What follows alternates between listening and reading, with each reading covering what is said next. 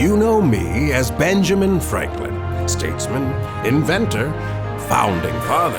But back in 1720, when I was 14 years of age, I was just plain Ben.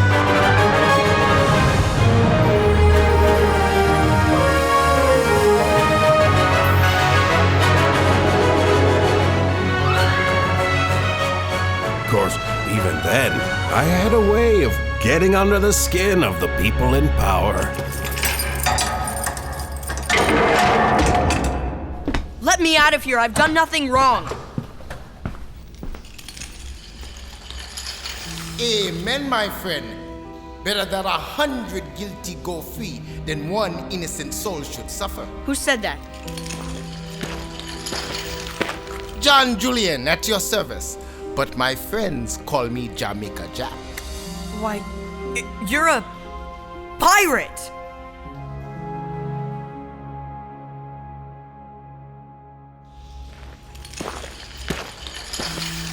Are you going to hurt me? Not unless you give me reason to. What? Easy, lad, you have nothing to fear from me. In this world of ours, I have more to fear from you. You do?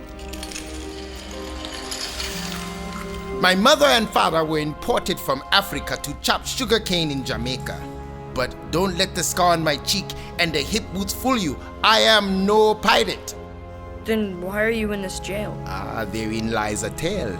But may I ask the same of you, Mr. Franklin. My friends call me Ben. As you say, there's a story to tell, but I asked you first. Before I was born, my parents were granted their freedom. I was born a free man, but the Royal Navy needs sailors. And when I reached the age of 12, I was pressed into service. Against your will? You are young, Mr. Franklin. My will was not considered. So, I served at sea for 5 hard years. When our ship was set upon by pirates, they gave me this scar and forced me to serve them, which I did until they were sunk by the royal frigate and all were drowned. All but you. Like a cat, I have many lives, but I'm down to the last one. They refuse to believe I'm as free as any man in Boston and mean to hang me as a pirate. Another poor soul. So many forced to work for others and suffer the consequences, whether they choose it or not. Perhaps you are not as young as I thought, Mr. Franklin. What did you do to merit this cell? They say I stole a horse. Now, why would they say that? Because I stole a horse. But it was in good cause. I think I like you, Ben Franklin. Mutual, Jamaica Jack. I may know someone who can help you. A guardian angel? No, a puzzle solver named Veracity Quince. Franklin? Benedict Franklin? It's Benjamin. Come with me. We're free then. Not him. You. But Jamaica Jack is more innocent than I am. You have much to learn, Mr. Franklin. I hope I live long enough to see you educated. I won't forget about you. Move! And that was my introduction to the remarkable Jamaica Jack. But before I could be of any help to him, I was to face my old nemesis, Judge Charles Dudley Warren. Or so I thought. Whoa! Imagine my surprise when I was taken not to that grim courthouse, but to the finest mansion on Beacon Hill, the residence of the royal governor himself. Won't you come in, Mr. Franklin? We've been expecting you. You have? All right. Was I dreaming? 1 minute I'm in jail, and the next thing I know, I'm escorted into an elegant drawing room. And who should be there to greet me? Master Franklin, so good of you to join us. Thaddeus Templeton at your service. Hello. This was stranger than any dream. The governor's son offering his hand to me? And what was that fragrance wafting through the room? Roses? Gardenias? Thaddeus, who's our guest? I'm Ben. Ben Franklin. Hello, Mr. Franklin. Felicity, go to your room. Felicity Templeton, his sister. Pleasure to meet you, miss. Let me state this for the record. The governor's daughter did not turn my head. I was a man of science and adventure. But, truth be told, she did smell very nice. And she was an adept musician. You like the harpsichord, Mr. Franklin? A bit plucky for my taste. Did you say plucky? A certain Signor Cristofori has developed a keyboard with more variety of tone and more octaves. I hope to improve on his invention. Do you? You think a great deal of yourself, Mr. Franklin. If I don't, who will, Miss Templeton? Felicity was just about to leave. No, she wasn't. Felicity. Oh, very well. Play softly. Ignore her. As you wish. May I ask why you brought me here? Come now, all of Boston is eager to know more about your friend. My friend? Veracity Quince. I'm but a poor printer's apprentice. Don't be modest, Franklin. This man Quince depends on you, does he not? I suppose. Let us say he was in possession of a letter. A letter of great importance, you would know it. And being a loyal servant of the crown, you would of course return it to its proper owner. Is that a question? I prefer to call it a request. One you would be wise to honor. Thaddeus could not have been more polite. His sister could not have played more sweetly. And yet I felt more threatened in that mansion than I ever did in jail. Meantime, the teapot was still missing, and Eliza Boyd remained a fugitive.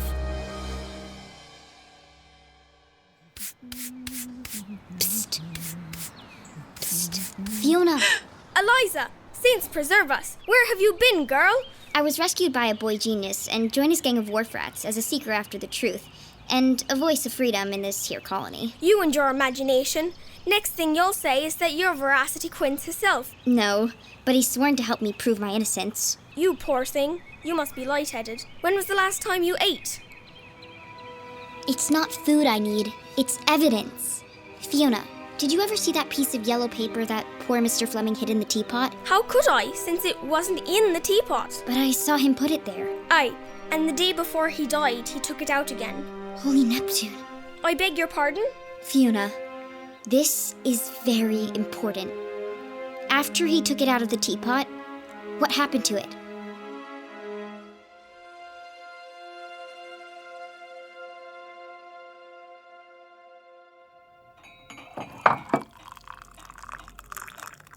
How do you take your tea, Mr. Franklin? Preferably in a silver teapot. Funny you should say that. Thaddeus found one the other day. That will be all, Felicity. We were speaking of a certain letter. It's a trifle, really. A personal correspondence from the West Indies that was delivered to the wrong address. My father was hoping your friend, Mr. Quince, might know its whereabouts. If so, the governor would be ever so grateful for its return. He rewards his friends and punishes his enemies. Tell your father I will pass his message along to Mr. Quince. May I ask a favor in return? Money, I suppose? That silver teapot. I beg your pardon. As you wish Mr. Quince to return the letter to its rightful owner, I'm sure he could do the same for the teapot. Well, It's only right, Thaddeus. Someone must miss it terribly. Terribly. Very well. Here. Give it to him, Felicity. Here it is. You are too kind, miss. But be sure to bring me that letter. I think I can speak for Mr. Quince when I say he will do his best. Good day, Mr. Templeton. Good day. Felicity, kindly show Mr. Franklin to the door. This way, Mr. Franklin. Well, Thaddeus, that was well played. Thank you, Father. By young Franklin. Now his friend Quince has the letter and the teapot. I couldn't keep it, Father, without admitting I'm the one who stole it. Well, don't just stand there with your thumbs in your waistcoat. Follow him and find Veracity Quince. And that letter. Goodbye, Mr. Franklin. I do hope your Mr. Quince finds the owner of the teapot. I have no doubt he will, Miss Templeton. It's a pretty thing, isn't it? Yes, you are. Goodbye.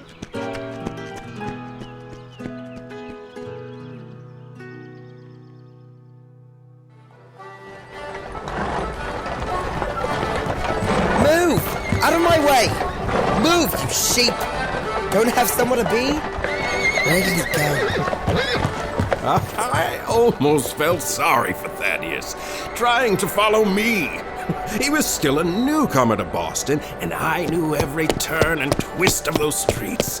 I took a turn down the alley behind Seamus Murphy's oyster house, and he ran right past. Blast! Where are you, Franklin? We've all got our jobs to do, Ben. What's the meaning of this meeting? Tell me, Eliza. Does this look familiar? The widow's teapot! You stole it? Excuse me, Sam. I'm no thief. What about the copper from the ship and Cornelius's horse and... Well, I didn't steal the teapot. The governor's son gave it to me. His clever sister, Felicity, put it in my hands. How clever? What are you smiling for? Nothing. You say the governor's son gave it to you? No strings attached? All he asks in return is a missing document. A letter of no consequence, he says, which tells you how consequential it must be. I'll wager it's still somewhere in the widow Fleming's house. You'd lose that wager. While you were having tea with the governor's daughter, I snuck back to the widow's house and spoke to Fiona. The young maid? What did she say? Just before he died, Mr. Fleming took that letter from the teapot and stuck it in the pocket of his best suit, the one he was buried in. He was heard to mutter that he would carry it into his coffin. To his coffin? That means... It must have been buried with him. So much for that. It's back to work for us. What's this? Do my friends and colleagues give up so easily? We're the wharf rats. Where others see defeat, we see opportunity. Are you with me then? Yeah, not really. Yes? That's the spirit. Then we meet in the churchyard at the stroke of midnight and bring a shovel. But before I could meet my friends in the graveyard, I had to deal with my brother at the newspaper. And I had an idea for a new column written by an old woman named Silence Dogood. Someone who would speak truth to power and say things a boy like me never could. Where the devil have you been? And don't say helping that infernal Veracity Quince. The constable was here, and I cannot afford for the law to shut me down. I couldn't agree more, James. Since when? On my way back to the shop, I found this slip of paper under the door. It's from a harmless middle-aged dowager. I think you'll find Mrs. Silence Dogood is quite amusing. Silence Dogood? See? Even her name is amusing. No politics for her, no puzzles. She takes on such vital issues as women's petticoats. Now this is more like it. Harmless fluff, just what the readers want. I wonder if there are more where this comes from. I'll check with her. Thank you, Ben. This shows you're capable of learning from your mistakes. I certainly hope so, James. And get to work. And make sure Mrs. Silence Dogood appears in the morning edition. Stay at it all night if you have to. All night? But James... We'll have no more of your independence. You'll work till midnight and like it.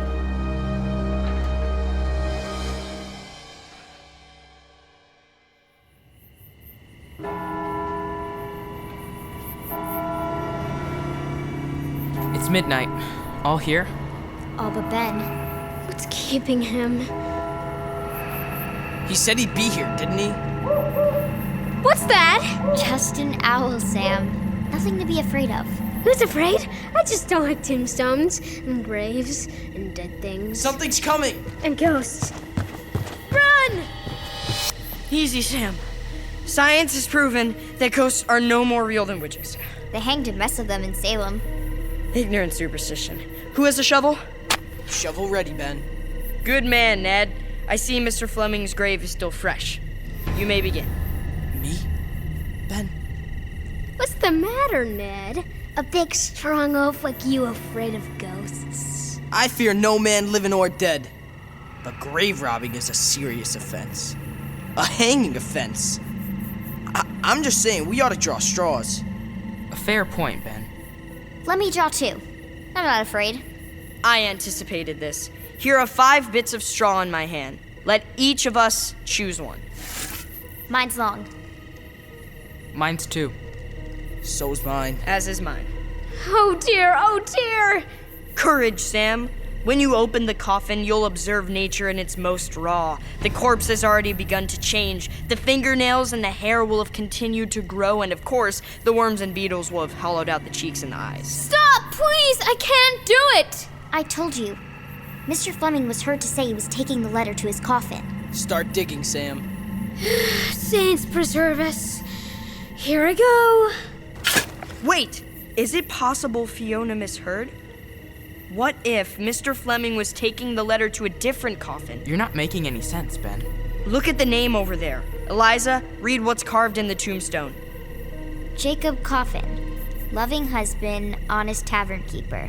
May God give him rest from his labors. Coffin! It's not a pine box we're looking for. It's a person.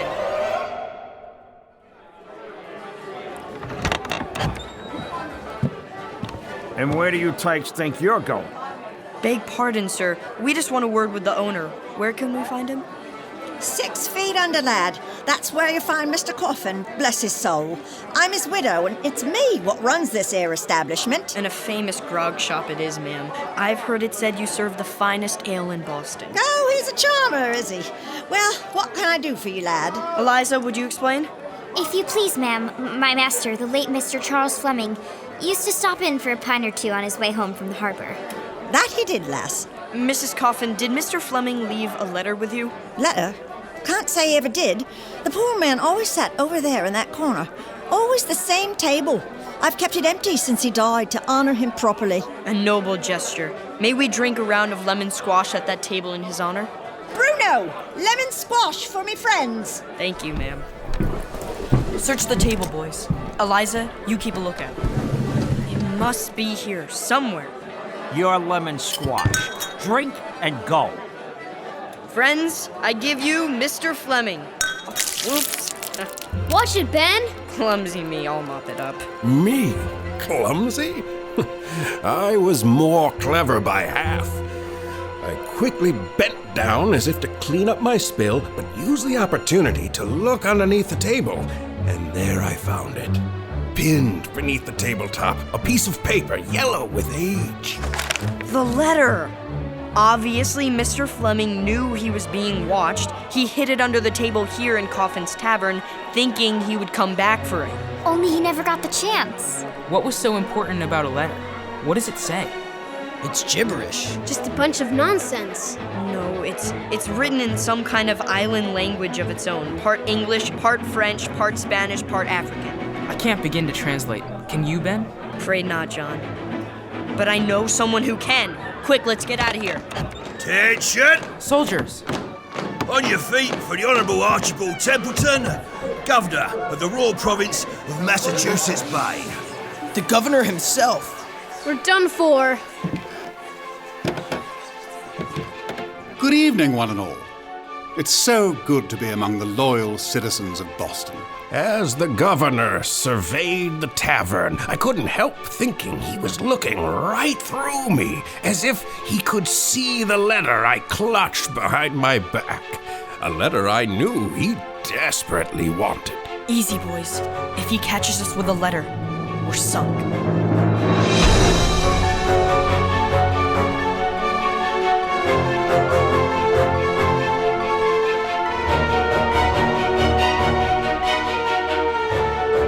For more great stories like the one you're listening to, visit bestrobotever.com. You know, there wouldn't even be an internet if I hadn't discovered electricity. Nobody talks about that, do they?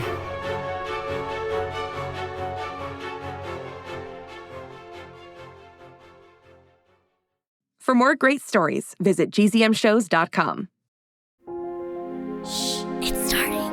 GZM shows Imagination Amplified.